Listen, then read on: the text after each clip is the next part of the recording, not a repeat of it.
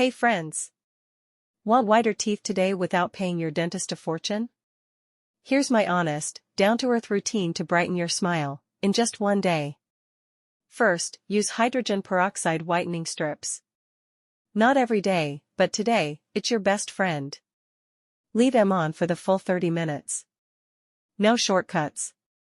Then, super weird tip, rinse your mouth with baking soda water. Mix half a teaspoon in water, swish it for 30 seconds. It neutralizes stains and freshens breath.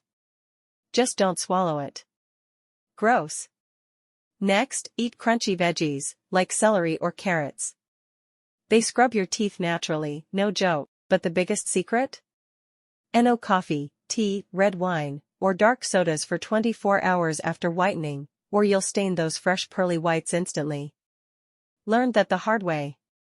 So yeah, peroxide strips, baking soda rinse, crunchy veggies, and skip dark drinks, and boom, a brighter smile in just one day. Like and follow for more real-life beauty hacks.